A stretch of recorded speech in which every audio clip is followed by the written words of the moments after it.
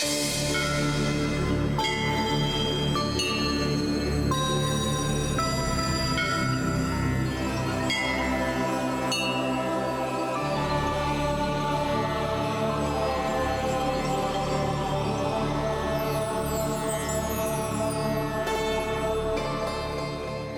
ऋषि अंगिरा, किसी भी धार्मिक कार्य को करने से पूर्व प्राणी का संकल्प लेना अनिवार्य होता है। बिना संकल्प के अभिष्ट की प्राप्ति नहीं होती। इसलिए इस ब्रह्म मुहूर्त में उदित हो रहे भुवन भास्कर को साक्षी मान अष्ट सिद्धि की कथा श्रवण का संकल्प लेना होगा। प्रभु, मैं तैयार हूँ। जय बजरंग बली, जय बजरंग बली, जय बजरंग बली, जय बजरंग बली, जय बजरंग बली, जय बजरंग बली, जय बजरंग बली, जय बजरंग बली, जय बजरंग बली, जय बजरंग बली, जय बजरंग बली, जय बजरंग बली, जय बजरंग बली, जय बजरंग बली, जय बजरंग बली, जय बजरंग। ऋषिवर, चित्त में ध्यान धरते हुए ये संकल्प कीजिए कि आप मनसा, वाचा अर्थात मन, वचन एवं कर्म तीनों से एकाग्रचित्त होकर अष्ट सिद्धियों की पूर्ण कथा का श्रवण करेंगे। मैं ब्रह्मपुत्र सप्तऋषि अंगिरा ये संकल्प लेता हूँ कि मैं प्रतिदिन दैनिक क्रियाओं से निवृत्त होकर शुद्ध मन और सच्चे हृदय से पूर्ण कथा का स्मरण करूंगा। अब ये संकल्प लीजिए कि कथा का श्रवण करते हुए आप काम, क्रोध, मद, मोह एवं लोभ जैसे विनाशकारी विकारों को अपने मन में नहीं आने देंगे। मैं ऋषि अंगिरा यह संकल्प लेता हूँ कि कथा सुनते हुए काम, क्रोध, मद, मोह और लोभ जैसे विकारों से मुक्त रहूंगा। ऋषिवर, यदि आपने किसी कारणवश कथा को अधूरी छोड़ दी तो अपने पाप से तो मुक्त नहीं होंगे, उल्टे आपको अपने संकल्प से विमुख होने का पाप भी लगेगा। मैं आपको वचन देता हूँ प्रभु कि मैं संकल्प से कभी विमुख नहीं होऊंगा।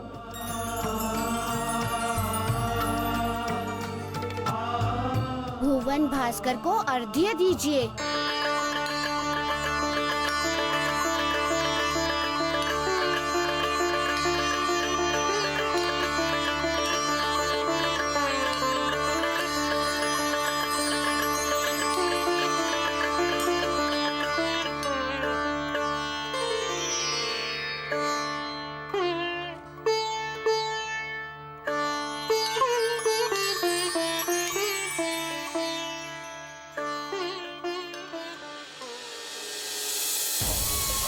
अंगिरा, मुझे भली भांति ज्ञात है तुमने सूर्य को साक्षी मानकर अपने पाप कर्मों से मुक्त होने के लिए अष्ट सिद्धि कथा के संपूर्ण श्रवण का संकल्प लिया है,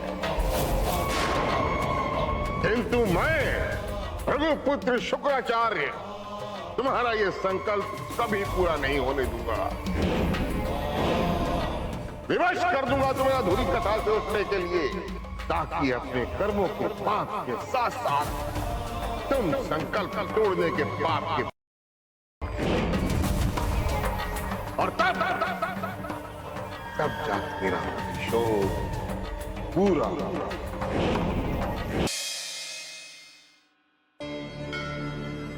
ऋषिवर, अष्ट सिद्धियां संसार के लिए अत्यंत ही हितकारी एवं परम कल्याणकारी हैं। इनकी कथा श्रवण करने से तथा सच्चे मन से मनन करने से मनुष्य के समस्त पाप नष्ट हो जाते हैं। माता स्वरूप हैं ये सिद्धियां। ऋषिवर, सिद्धियां संसार में 8 हैं। अणिमा, लघिमा, प्राकट्य, प्राकम्य, ईशिता, वशिता एवं मेघा। आज हम कथा का प्रारंभ वशिता सिद्धि की कथा से करेंगे, क्योंकि इस सिद्धि की कथा श्रवण करने से मन के सभी मोह, धन मोह, पुत्र मोह एवं परिवार मोह सब मिट जाते हैं, जो पुण्य कार्य के लिए अति आवश्यक होता है। तथा वशिता सिद्धि की कथा आपके लिए इसलिए अत्यधिक महत्वपूर्ण है क्योंकि आपने जो पाप किया है उसके मूल में पुत्र मोह है।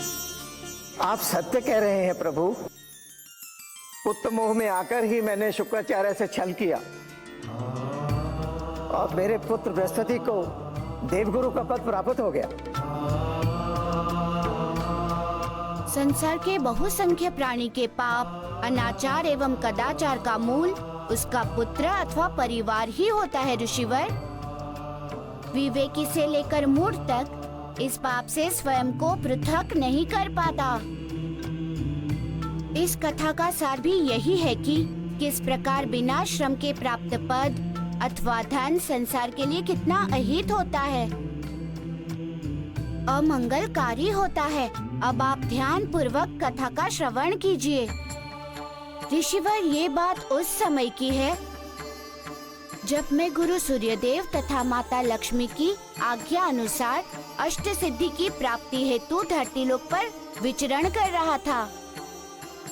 अष्ट सिद्धि की खोज में चलता हुआ मैं एक बंजर धरती पर पहुंच गया।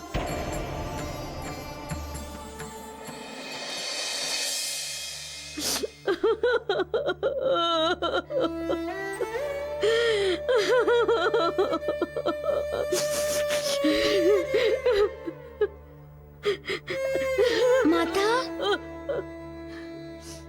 आप क्यों रो रही हैं? क्या कष्ट है? वो भी इस निर्जन मरुस्थल में अकेली बैठकर। क्यों माता, आप कौन है? कहाँ की है? समस्या क्या है? क्या बताऊं?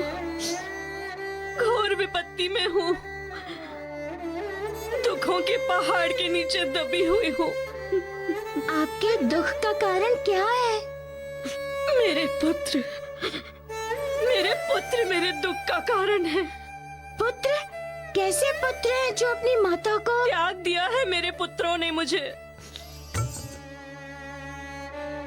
यही कारण है मेरे विलाप का। उनके तिरस्कार से मेरी काया कंकाल हो गई है। मेरे हृदय में दरारें पड़ गई हैं।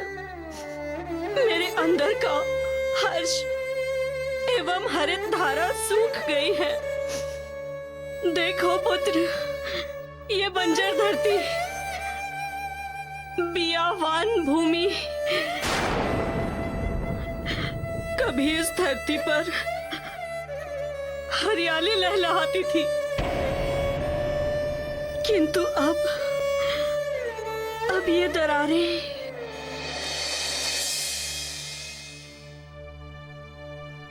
अचानक ऐसा क्यों हो गया माता? क्योंकि मेरी संतान किसानों ने इस पर हल्की नोक से अपनी भक्ति और भावनाओं को अर्पित करना बंद कर दिया है। अर्थात संसार की प्रत्येक माताओं का गर्भ विधाताओं के द्वारा बीज के प्रस्फुटित, पुष्पित एवं विकसित होने के लिए होता है, किंतु मेरे पुत्रों ने मुझसे ये अवसर ही छीन लिया। मेरे गर्भ में बीज का बोना ही बंद कर दिया।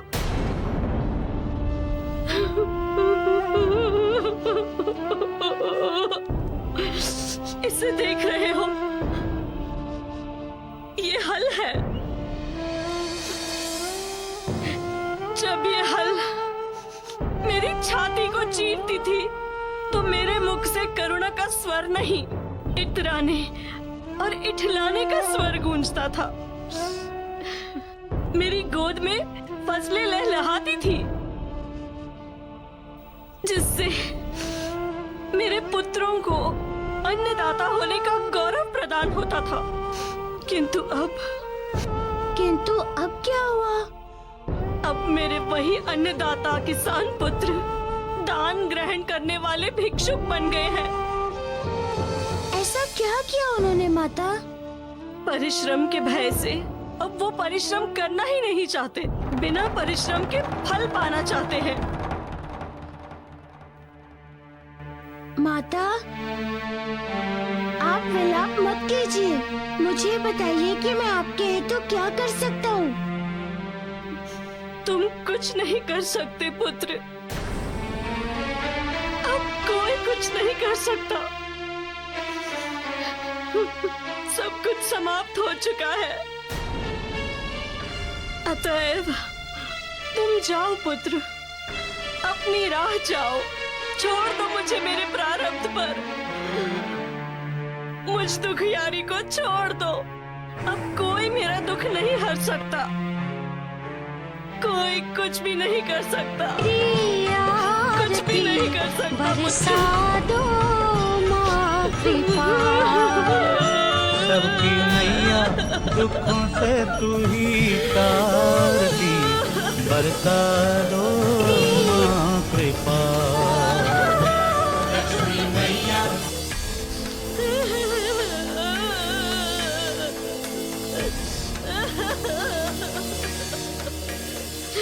कैसे इनका दुख दूर करूं? यदि चाहूं भी तो इनका दुख दूर नहीं कर सकता, कारण मुझे सिद्धि लोक जो पहुंचना है। किंतु नहीं, नहीं, नहीं। माता को इतना दुखी छोड़कर अपने लक्ष्य की प्राप्ति हेतु जाना अपराध होगा। ये धरती माँ है, इनके दुख से न जाने कितने लोगों का जीवन जुड़ा है। किसानों का जीवन संकट में है।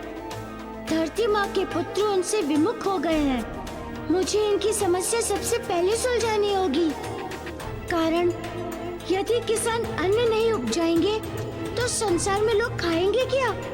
प्राणी तो भूखे मर जाएंगे। जीवन समाप्त हो जाएगा इस धरती से। अतएव मुझे यहाँ रुककर इनकी सहायता करनी ही होगी।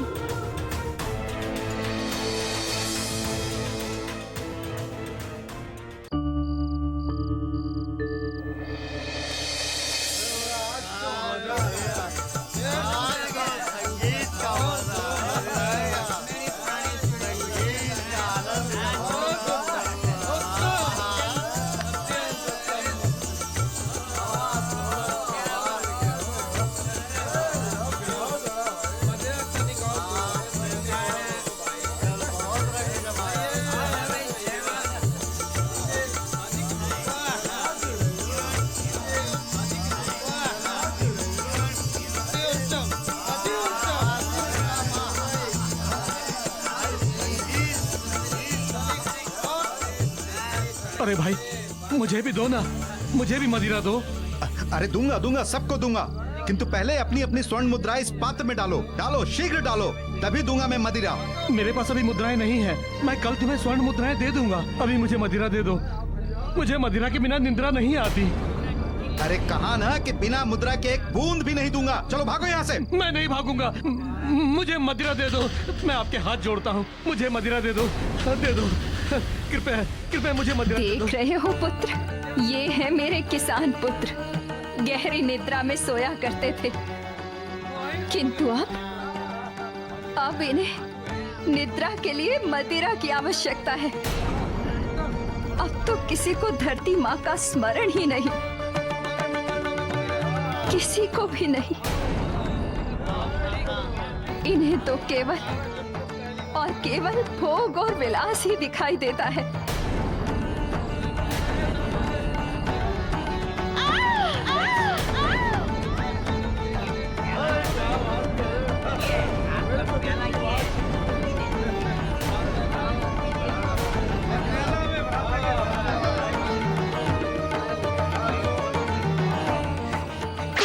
कुलक्षणी, तू मुझे उपदेश दे रही है?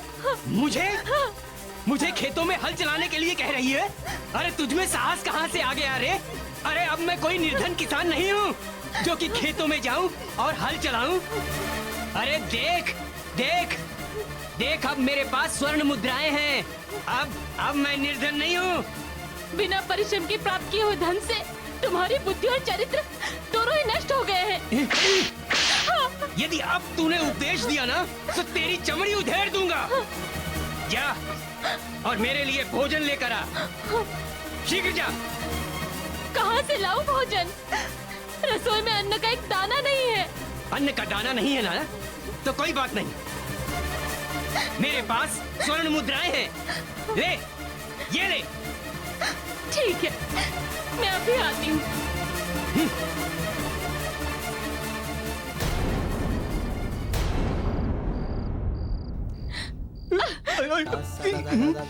खा लो स्वर्ण मुद्राओं को, मिटा देगी भूख तुम्हारी। भर लो पेट इनसे। देख रहे हो पुत्र, मेरे समस्त पुत्र निकम्मे हो गए हैं। सभी विश्राम पसंद हो गए हैं। परिश्रम के भय से सब भाग रहे हैं। अब खेतों में कोई काम ही नहीं करता। माता, अचानक इन सब लोगों को खेतों से विरक्ति क्यों हो गई? इन सब का एक ही कारण है। क्या? सबको बिना परिश्रम के धन मिलने लगा है। माता, कौन देता है इन्हें ये मुफ्त का धन? यहाँ का राजा मदन सेन। यहाँ का राजा मदन सेन? महाराज मदन सेन की, महाराज मदन सेन की।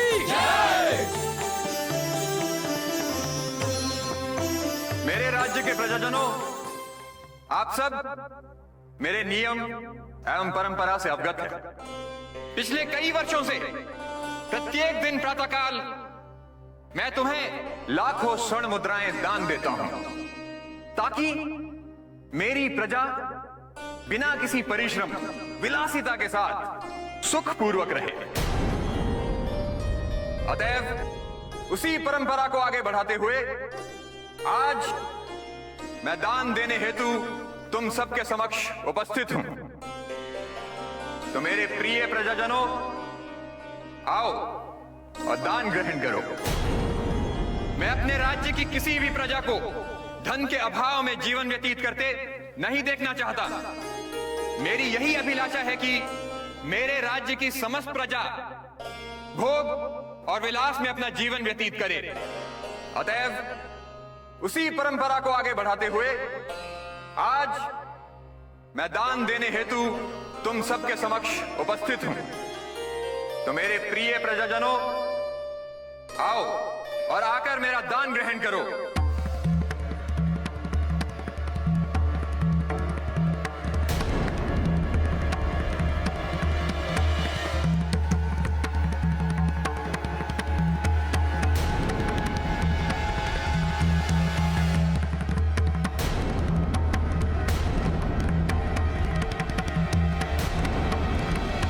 प्रजाजनों, अब जाओ, कल प्रातः पुनः आना।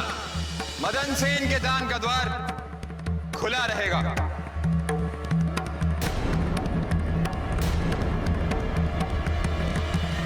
महाराज मदन सेन की जय। महाराज मदन सेन की जय। महाराज मदन सेन की जय। महाराज मदन सेन की जय। महाराज मदन सेन की जय। महाराज मदन सेन की जय।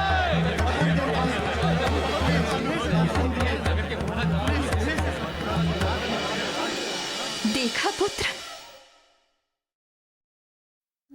हाँ माता, देखा। आपने सत्य कहा था कि यहाँ की विपदाओं का जड़ ये राजा ही है। ऐसे राजाओं को देखकर ही तो कहा गया है, अंधेर नगरी चौपट राजा। आप सत्य कह रही हैं माता, परंतु जिस प्रकार राजा धन लुटा रहा है, वैसे लुटाने पर तो एक दिन कुबेर का भंडार भी रिक्त हो जाएगा। कुबेर का भंडार रिक्त हो सकता है पुत्र, किंतु इस राजा का धन समाप्त नहीं हो सकता। ना ही इसका ये दान रुकेगा और ना ही ये विपत्ति का क्रम रुकेगा।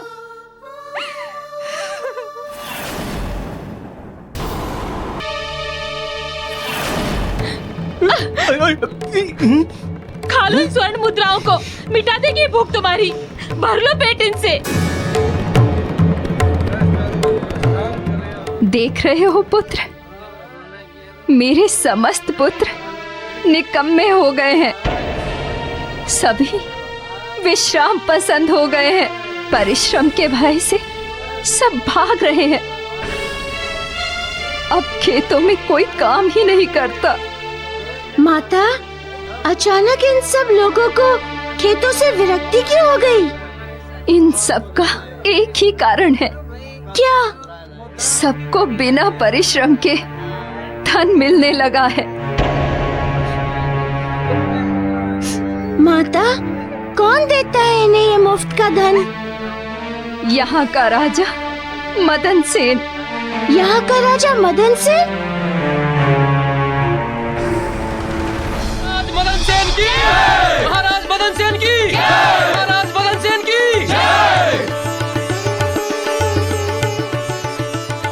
मेरे राज्य के प्रजाजनों, आप सब मेरे नियम एवं परंपरा से अवगत हैं। पिछले कई वर्षों से प्रत्येक दिन प्रातःकाल मैं तुम्हें लाखों स्वर्ण मुद्राएं दान देता हूं, ताकि मेरी प्रजा बिना किसी परिश्रम विलासिता के साथ सुखपूर्वक रहे। अतएव उसी परंपरा को आगे बढ़ाते हुए आज मैं दान देने हेतु तुम सबके समक्ष उपस्थित हूं। तो मेरे प्रिय प्रजाजनों, आओ और दान ग्रहण करो। मैं अपने राज्य की किसी भी प्रजा को धन के अभाव में जीवन व्यतीत करते नहीं देखना चाहता। मेरी यही अभिलाषा है कि मेरे राज्य की समस्त प्रजा भोग और विलास में अपना जीवन व्यतीत करे। अतएव उसी परंपरा को आगे बढ़ाते हुए आज मैं दान देने हेतु तुम सबके समक्ष उपस्थित हूं। तो मेरे प्रिय प्रजाजनों, आओ और आकर मेरा दान ग्रहण करो।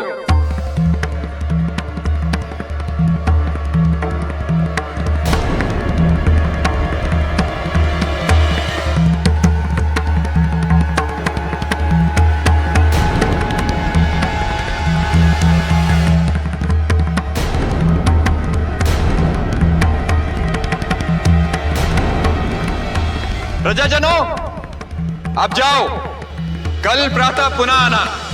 मदन सेन के दान का द्वार खुला रहेगा।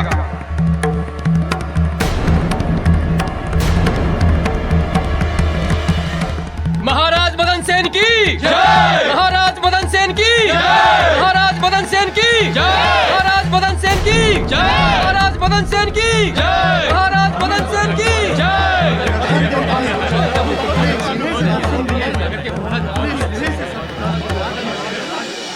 देखा पुत्र? हाँ माता, देखा। आपने सत्य कहा था कि यहाँ की विपदाओं का जड़ ये राजा ही है। ऐसे राजाओं को देखकर ही तो कहा गया है, अंधेर नगरी चौपट राजा। इस अज्ञानी को ये ज्ञान नहीं कि बिना परिश्रम के प्राप्त किए हुए धन में मनुष्य को विवेकशील एवं समृद्धिशाली बनाने की शक्ति तनिक भी नहीं होती। ऐसा धन बाधित, विनाश एवं अवनति का कारण होता है, राजा के लिए भी एवं प्रजा के लिए भी। आप सत्य कह रही हैं माता, परंतु जिस प्रकार राजा धन लुटा रहा है, वैसे लुटाने पर तो एक दिन कुबेर का भंडार भी रिक्त हो जाएगा। कुबेर का भंडार रिक्त हो सकता है पुत्र, किंतु इस राजा का धन समाप्त नहीं हो सकता। ना ही इसका ये दान रुकेगा और ना ही ये विपत्ति का क्रम रुकेगा।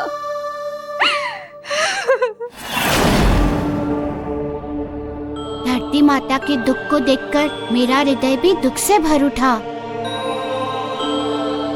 किंतु प्रभु, धरती माता की इतनी जर्जर और दयनीय अवस्था कैसे हुई? ऋषिवर, माता का दुख देखकर मेरे मन में भी यही विचार आया था। तभी तो मैंने माता के दुख का कारण पूछा था। तब उन्होंने मुझे अपने साथ लिया और लेकर खेत के टुकड़े पर पहुंच गए और कहा, देखो पुत्र, ये बंजर धरती, किसानों ने इस पर हल की नोक से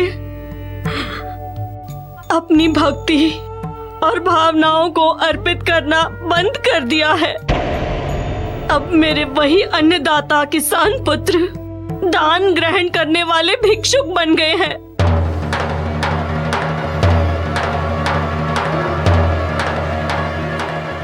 परिश्रम के भय से अब वो परिश्रम करना ही नहीं चाहते, बिना परिश्रम के फल पाना चाहते हैं। ऋषिवर, बिना परिश्रम के प्राप्त धन और पद कभी स्थान मग्न नहीं होता।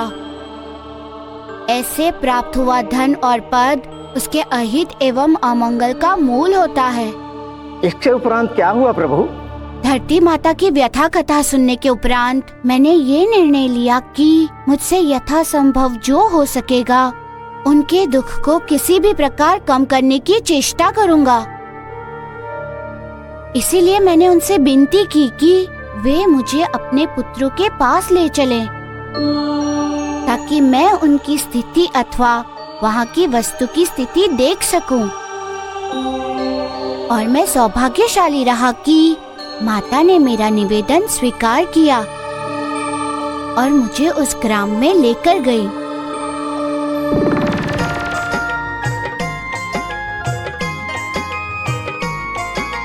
नाम हनुमान बलवान बाल भगवान, महिमा अनंत जाको सृष्टि गुण गायो है। महाशक्ति दिव्य शक्ति ऐसो महावीर शक्ति, देखी देखी वैरिणी को अंतर कपायो है। अंजनी को लाल लाल लाल गाल, क्रोधवंत को न समझ पावे भ्रुकुटी चढ़ायो है। बाल हनुमान महाकाल भगवान धाय, वैरिणी के अंत है तू गदा को उठायो है। वैरिणी के अंत है तू गदा को उठायो है। वैरिणी के अंत है तू गदा को उठायो है।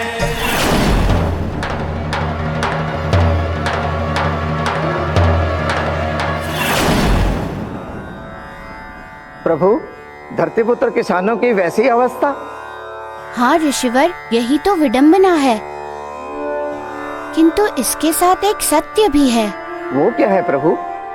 वो ये कि बिना योग्यता के, बिना श्रम युक्त मनुष्य को विलासी एवं व्यभिचारी बनाता है, कर्तव्य परायणता से मुक्त करता है, सुमार्ग से कुमार्ग पर लेकर जाता है। प्रभु, जब वे किसान कोई श्रम नहीं करते थे तो उनको व्यय करने के लिए इतनी स्वर्ण मुद्राएं कहाँ से प्राप्त होती थी? राजा मदन सेन देता था उन्हें इतनी स्वर्ण मुद्राएं। प्रतिदिन उन्हें दान में देता था। महाराज मदन सेन की, महाराज मदन सेन की, महाराज मदन सेन की। राजा मदन सेन? हाँ ऋषिवर, राजा मदन सेन को माता लक्ष्मी का वरदान था कि वो चाहे कितना भी दान करें, उसका राजकोष कभी भी रिक्त नहीं होगा।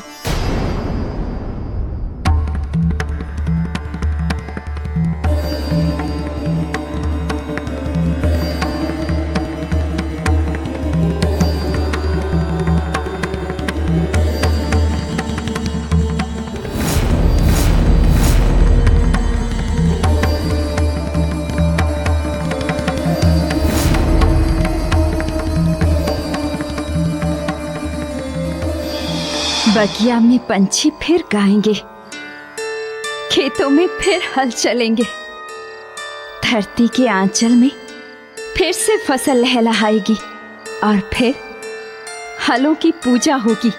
माता, मैं कारण जानना चाहता हूँ। किस बात का? आपकी इस प्रसन्नता का। आज आप बहुत प्रसन्नचित हैं। क्या कारण है? कारण मेरे संकटों के अंत का विश्वास।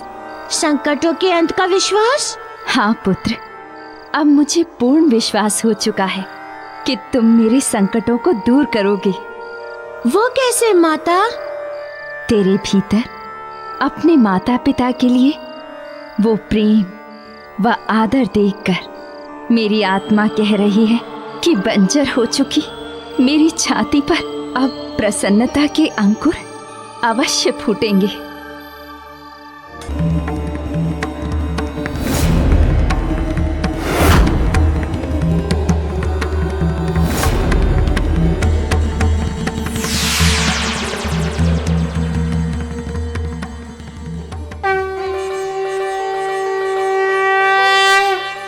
माता, मेरा प्रणाम स्वीकार करें। माता, आपकी कृपा प्राप्त करने हेतु मैंने आपको सिद्ध किया है। अब मेरी इच्छा पूर्ति हेतु आप प्रतिबद्ध है। माता, मेरे इन समस्त रिक्त पात्रों को स्वर्ण मुद्राओं से भर दें। मैं लंबे समय से तुम्हें स्वर्ण मुद्राएं प्रदान करती आ रही हूँ एवं तब से मैं यही देखती आ रही हूँ कि तुम पात्रता को बिना परखे ही मेरे दिए हुए धन को सब में वितरित कर देते हो। कौन सुपात्र है, कौन कुपात्र, बिना उसकी पहचान किए? राजन, ऐसा करना धन का दुरुपयोग है एवं श्री का दुरुपयोग करना अमंगलकारी होता है। माता, राजा मदन सेन आपके द्वारा दिए गए धन को दान करता है, दुरुपयोग नहीं। सत्य तो यह है माता कि मुझे दान देने में आनंद की अनुभूति होती है, परम आनंद की। और मैं सहयोग राशि नहीं देता, दान देता हूँ, दान। किंतु दान गुप्त रूप में दिया जाता है राजन, ऐसे नहीं जैसे तुम देते हो। तुम्हारा दिया गया दान नहीं, दंभ है, धन का दंभ। नहीं नहीं माता, ये आप क्या कह रही हैं? आप उस अनुभूति का अनुभव नहीं कर सकती जो मैं करता हूं। सत्य तो यह है माता, क्या आप जानती हैं, जब मैं वो स्वर्ण मुद्राएं प्रजा में उछालता हूं और जिस तरह से प्रजा दौड़ते हुए उसे चुनने लगती है और मेरी जय जयकार करती है। महाराज मदन सेन की, महाराज मदन सेन की। मेरा हृदय गर्व से हिमालय से भी ऊंचा हो जाता है। इसलिए वो दानवीर कहलाने के लिए प्रतिदिन अपना संपूर्ण राजकोष दान किया करता था तथा पुनः रात्रि माता लक्ष्मी के वरदान के कारण उसका राजकोष भर जाता था।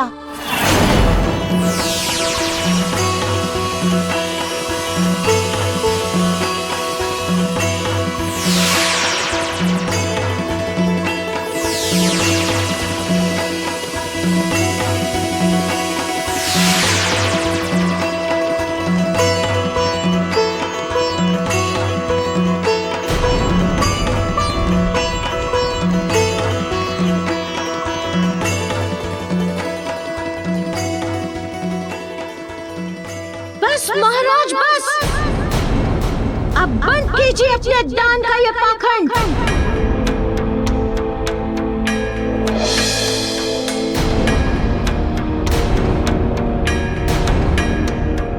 कौन हो तुम? यहाँ कैसे आए? किस प्रयोजन से आए? आपको दान का अर्थ बताने आया हूँ। मुझे दान का अर्थ तुम मुझे बताओगे? एक वानर बालक मुझे दान का अर्थ बताएगा? हाँ महाराज,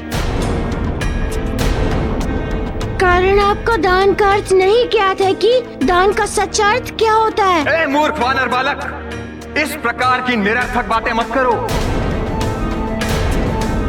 तुम मुझे जानते नहीं हो मैं कौन हूँ। जानता हूँ। नहीं, तू नहीं जानता। यदि जानता तो इस तरह की बात कदापि न करता। तुम्हें ज्ञात होना चाहिए कि मैं यहाँ प्रत्येक दिन लाखों स्वर्ण मुद्राएं दान देता हूँ। क्या अन्य है कोई इस संसार में मुझसे बड़ा दानवीर? राजन, आप प्रतिदिन प्रातः जो यहाँ करते हैं वो दान नहीं, दान का दिखावा है,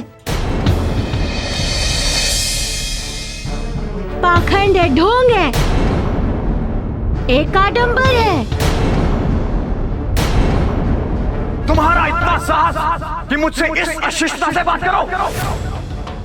यदि इस संसार में कोई सबसे बड़ा दानी है तो वो मैं हूँ, केवल मैं, अन्य कोई नहीं, समझे? मुझे तो विश्वास ही नहीं है। मैं तो आपको दानवीर तब मानूंगा जब आप मेरी झोली दान से भर देंगे।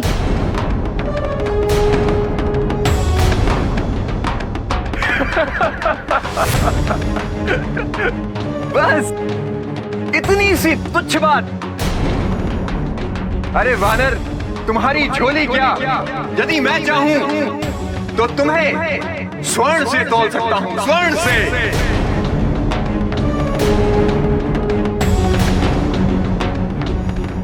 तो ठीक है, यदि आपने मुझे मेरे भाई के बराबर स्वर्ण मुद्राओं से तोल दिया तो मैं विश्वास कर लूंगा कि इस संसार में आपसे बड़ा दानवीर और कोई नहीं है।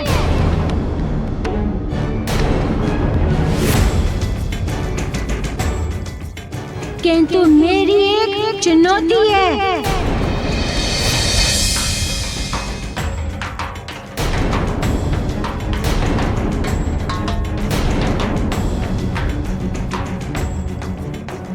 कैसी चुनौती? कि यदि आप ऐसा नहीं कर पाए तो आप अपनी इस प्रजा के समक्ष अभी ये वचन दीजिए कि आप मेरे दास बनकर रहेंगे तथा वो करेंगे जो मैं कहूँगा। सर्वप्रथम तो ये वानर बालक, ऐसी स्थिति आएगी ही नहीं। कदाचित ऐसी स्थिति आ भी गई तो मैं अपनी समस्त प्रजा के सामने ये वचन देता हूं कि मैं आजीवन तुम्हारा दास बनकर रहूंगा।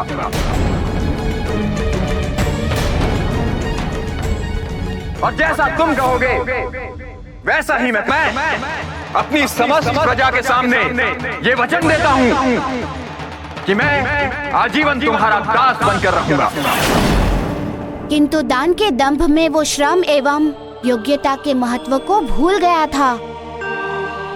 वो भूल गया था कि वो अपने दान देने के मोह में वो इस संसार का हित नहीं अभी तो अहित कर रहा है, लोगों को अपकर्मणी बना रहा है तथा साथ ही साथ पाप का भागीदार भी बन रहा है। सोच क्या रहे हो बंधुओं? समझ लो, हमारे आनंद के दिन समाप्त हो गए। यदि इस वानर बालक ने हमारे राजा को अपनी चुनौती की कसौटी पर परास्त कर दिया तो हमारे राजा उसके दास हो जाएंगे और दान बंद हो जाएगा। और जब दान ही नहीं मिलेगा तो कहां से आएगी सूरा और कहां से आएगी सुंदरी? फिर तो हमें खेतों में काम करना पड़ेगा, हल चलाना पड़ेगा, धूल मिट्टी में सनना पड़ेगा। अरे नहीं नहीं भैया, आप सब लोग तो जानते हैं कि हमें खेती से क्या प्राप्त हुआ है। ना सुरा, ना सुंदरी, ना रूपसी, ना नृत्य मिलता है। मिलती है तो बस केवल 2 जून की रोटी, और वो भी सूखी। छी, नहीं नहीं, ये मुझसे बर्दाश्त नहीं होगा। तो फिर तुम क्या करोगे भाई, और क्या करने की सोच रहे हो? मैं सोच नहीं रहा हूँ, मैंने सोच लिया है। हाँ, प्रातः काल होने से पहले हम सब लोग उस वानर को यहाँ से भगा देंगे। ना वो वानर यहाँ रहेगा और ना वो राजा के पास दान मांगने जाएगा। उसके भागने से क्या होगा और उसे भगाने से हमें क्या प्राप्त होगा? वो यहाँ है तो हमें पीड़ा पहुँचा रहा है, और वो कहीं और जाएगा तो दूसरों को पीड़ा पहुँचाएगा। तो क्या? मैं तो कहता हूँ उस वानर बालक को ढूंढकर मार डालते हैं। प्रभु, ये कथा लोभ, मोह और अज्ञान को हरने वाली है। ऋषिवर, अब आगे ये कथा यहीं समाप्त होती है। आगे की कथा मैं कल कहूँगा। जैसी आपकी इच्छा प्रभु। प्रणाम प्रभु।